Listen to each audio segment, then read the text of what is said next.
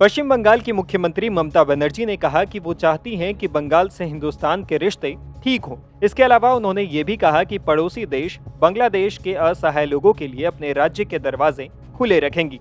ममता बनर्जी के इस बयान को लेकर विवाद शुरू हो गया है। दरअसल बांग्लादेश में नौकरी में आरक्षण के विरोध में जोरदार प्रदर्शन चल रहा है। हंगामे की वजह से बांग्लादेश के अलग अलग इलाकों में अब तक 147 से अधिक लोगों की मौत हो चुकी है। बड़े पैमाने पर हो रहे इस विरोध प्रदर्शन को बांग्लादेश का आंतरिक मामला मानते हुए भारत के विदेश मंत्रालय ने अब तक इस पर कोई टिप्पणी नहीं की है। लेकिन केंद्र सरकार के स्टैंड से अलग जाकर ममता बनर्जी ने बांग्लादेश की जनता के प्रति दया और सहानुभूति जताते हुए कहा था कि अगर कोई भी बंगाल के दरवाजे पर दस्तक देता है तो उन्हें आश्रय की पेशकश की जाएगी। इस मामले को लेकर बीजेपी ममता बनर्जी पर निशाना साध रही है। सवाल ये भी उठता है कि दूसरे देशों के लोगों को शरण देने का मामला जब केंद्र के अधिकार क्षेत्र में है तो ममता बनर्जी अनावश्यक बयानबाजी क्यों कर रही है।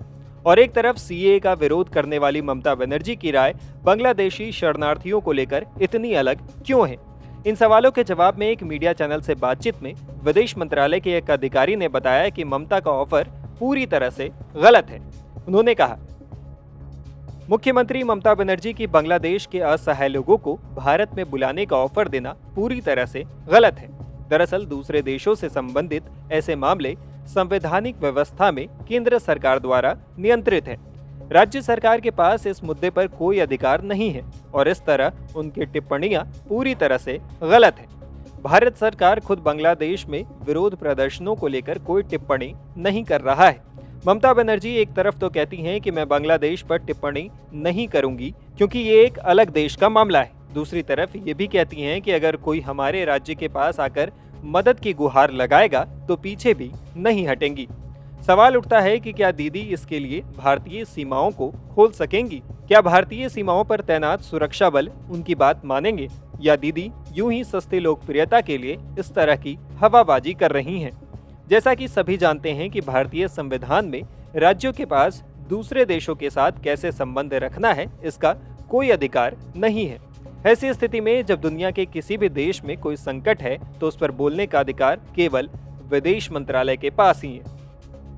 ममता के इस बयान को लेकर बीजेपी भी आक्रामक है। पार्टी के वरिष्ठ नेता रविशंकर प्रसाद ने ममता के बयान पर उन्हें जमकर घेरा है।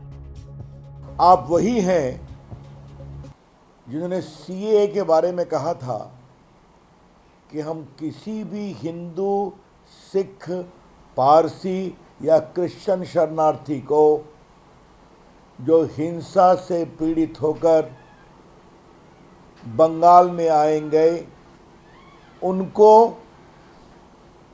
घुसने नहीं देंगी। ममता जी ने सीएए का हमेशा विरोध किया है, जबकि सीएए का कोई संबंध भारत के नागरिकों से बिल्कुल नहीं था, क्या हिंदू क्या मुस्लिम। तो एक तरफ जो अल्पसंख्यक हिंदू या क्रिश्चियन या सिख या पारसी, चाहे बांग्लादेश हो या पाकिस्तान हो, अफगानिस्तान हो, वहाँ अपने आस्था के कारण विक्टिमाइज होते हैं, पीड़ित होते हैं, उनको स्थान नहीं देंगी। और आज कह रही हैं कि जो भी आएगा उनको हम बसाएंगे। इसका मतलब क्या है? दूसरी बात, बार बार ममता जी और अखिलेश यादव भी थे और राहुल गांधी ये संविधान की बात करते हैं। संविधान में आपको यह अधिकार है क्या? ये अधिकार भारत सरकार का है, केंद्र सरकार का है। आप भी केंद्र में मंत्री रही हैं।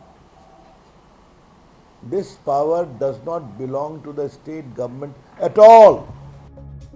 माना जा रहा है कि ममता बनर्जी ने आने वाले विधानसभा चुनाव को देखते हुए ये बयान दिया है। दरअसल 2011 की जनगणना के मुताबिक पश्चिम बंगाल में 27.1% मुस्लिम आबादी है। लोकसभा की 42 में से 13 और विधानसभा की 294 सीटों में से करीब 100 सीटों पर इनका प्रभाव है। अगले साल ही पश्चिम बंगाल में विधानसभा चुनाव है, इसलिए बंगाल में मुस्लिम फैक्टर को नजरअंदाज नहीं किया जा सकता है। टाइम्स नाउ भारत डिजिटल की रिपोर्ट।